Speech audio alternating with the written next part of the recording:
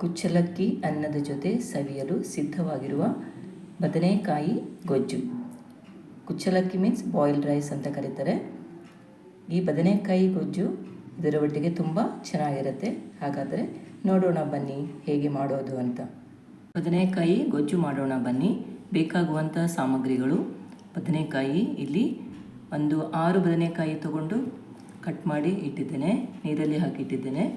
ಹಾಗೆಯೇ ಬೇಕಾಗುವಂಥ ಪದಾರ್ಥಗಳು: ಈರುಳ್ಳಿ, ಹಸಿಮೆಣಸು, ಟೊಮ್ಯಾಟೊ, ಕರಿಬೇವು, ಕೊತ್ತಂಬರಿ ಸೊಪ್ಪು, ಹಾಗೆಯೇ ಬೆಳ್ಳುಳ್ಳಿ.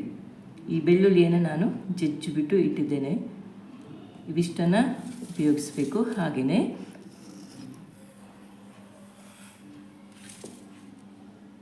ಒಗ್ಗರಣೆಗೆ ಸಾಸಿವೆ, ಎಣ್ಣೆ, ಇದು ಸ್ವಲ್ಪ ಸಿಹಿಗೆ ಬೆಲ್ಲವನ್ನು ಉಪಯೋಗಿಸ್ತೇವೆ.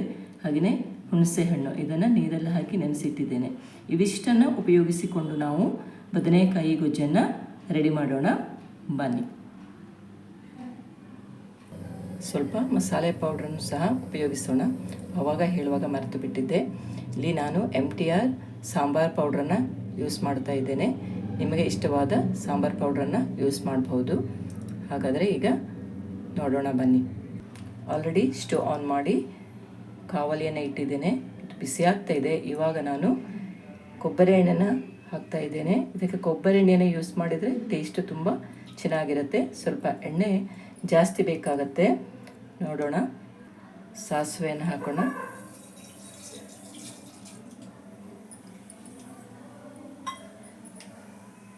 ಸಾಸಿವೆ ಚಟಪಟ ಅಂತ ಇದೆ. ಇವಾಗ ಜಜ್ಜಿಟ್ಟಂಥ ಬೆಳ್ಳುಳ್ಳಿಯನ್ನು ಸೇರಿಸೋಣ.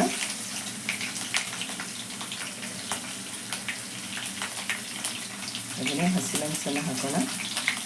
ಕರಿಬೇವನ್ನು ಸೇರಿಸೋಣ. ಈರುಳ್ಳಿಯನ್ನು ಸೇರಿಸೋಣ. ಇವಾಗ ಈರುಳ್ಳಿ ಸ್ವಲ್ಪ ಜಾಸ್ತಿನೇ ತಗೋಬೇಕು, ಟೇಸ್ಟ್ ಚೆನ್ನಾಗಿ ಬರುತ್ತೆ.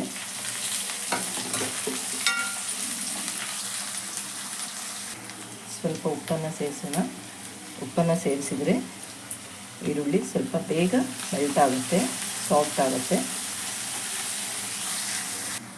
ಈರುಳ್ಳಿ ಚೆನ್ನಾಗಿ ಫ್ರೈ ಆಗಿದೆ. ಇವಾಗ ಇದಕ್ಕೆ ಟೊಮ್ಯಾಟೊವನ್ನು ಸೇರಿಸೋಣ.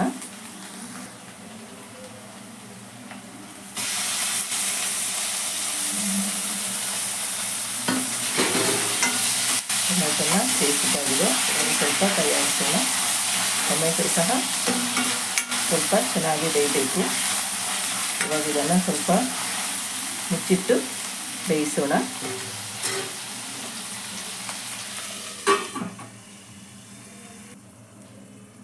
ಇವಾಗ ನೋಡೋಣ.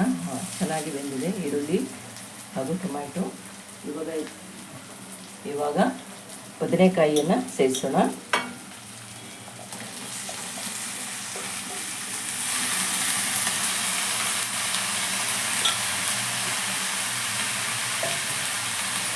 ಬದನೆಕಾಯಿಗೆ ಸ್ವಲ್ಪ ಅರಿಶಿಣವನ್ನು ಸೇರಿಸೋಣ.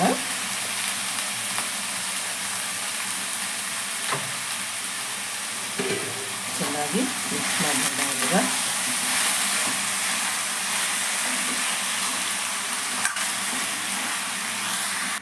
ಎಲ್ಲವನ್ನು ಚೆನ್ನಾಗಿ ಮಿಕ್ಸ್ ಮಾಡಿದ್ದೇನೆ. ಇವಾಗ ಒಂದು 5 ನಿಮಿಷ ಮುಚ್ಚಿ ಬೇಯಿಸೋಣ ಅದನ್ನು.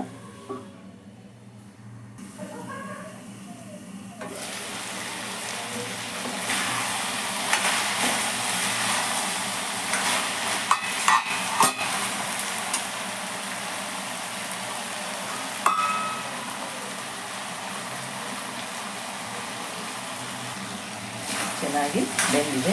ಇವಾಗ ಇದಕ್ಕೆ ಹುಣಸೆ ಹಣ್ಣಿನ ನೀರನ್ನು ಸೇರಿಸೋಣ. ಹುಣಸೆ ಹಣ್ಣಿನ ನೀರನ್ನು ಸೇರಿಸ್ತಾ ಇದ್ದೇನೆ.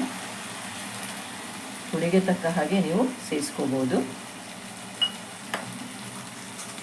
ಹಾಗೆಯೇ ಸ್ವಲ್ಪ ಬೆಲ್ಲವನ್ನು ಸೇರಿಸ್ತಾ ಇದ್ದೇನೆ. ಮತ್ತೊಮ್ಮೆ ಇದನ್ನು ಮಿಕ್ಸ್ ಮಾಡೋಣ.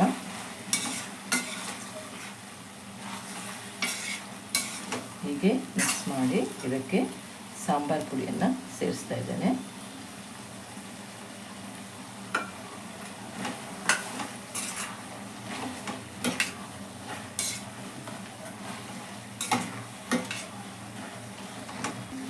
ಖಾರ ಇಷ್ಟಪಡೋರು ಸ್ವಲ್ಪ ಅಚ್ಚ ಖಾರದ ಪುಡಿಯನ್ನು ಸೇರಿಸ್ಕೋಬೋದು. ಆಲ್ರೆಡಿ ನಾನು ಇದಕ್ಕೆ ಹಸಿಮೆಣಸನ್ನು ಸೇರಿಸಿದ್ದೇನೆ, ಇದು ಹದವಾಗಿರುತ್ತೆ. ಇವಾಗ ಇದನ್ನು ಮತ್ತೊಮ್ಮೆ ಮುಚ್ಚಿ 1-2 ನಿಮಿಷ ಮುಚ್ಚಿ ಬೇಯಿಸೋಣ.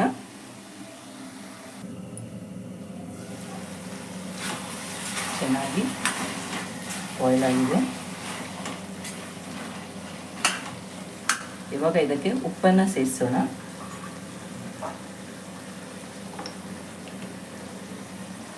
ರುಚಿಗೆ ತಕ್ಕ ಹಾಗೆ ಉಪ್ಪನ್ನು ಸೇರಿಸೋಣ. ಆವಾಗ ಸ್ವಲ್ಪ ಉಪ್ಪನ್ನು ಹಾಕಿದ್ದೇನೆ.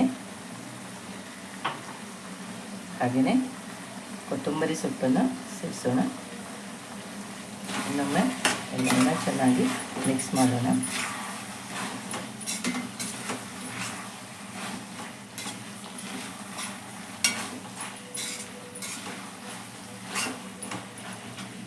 ಸ್ವಲ್ಪ ನೀರನ್ನು ಸೇರಿಸೋಣ. ಕೊನೆಯಲ್ಲಿ ನೀರನ್ನು ಸೇರಿಸ್ಬಿಟ್ಟು ಮತ್ತೊಮ್ಮೆ ಇದನ್ನು ಬೇಯಿಸೋಣ. ನೋಡೋಣ ಇವಾಗ ಚೆನ್ನಾಗಿ ಆಗಿದೆ.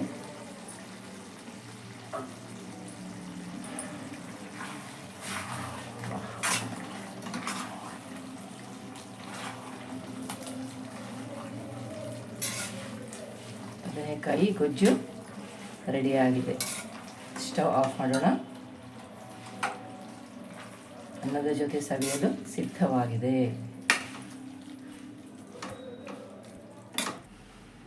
ಬದನೆಕಾಯಿ ಗೊಜ್ಜು ಅನ್ನದ ಜೊತೆ ಸವಿಯಲು ಸಿದ್ಧವಾಗಿದೆ. ಒಮ್ಮೆ ನೀವು ಟ್ರೈ ಮಾಡಿ, ಚೆನ್ನಾಗಿದ್ದರೆ ಲೈಕ್ ಮಾಡಿ, ಕಮೆಂಟ್ ಮಾಡಿ ಅಂತ ಹೇಳ್ತಾ ಧನ್ಯವಾದವನ್ನು ತಿಳಿಸುತ್ತಾ ಈ ರೆಸಿಪಿಯನ್ನು ಎಂಡ್ ಮಾಡ್ತಾ ಇದ್ದೇನೆ. Thank you.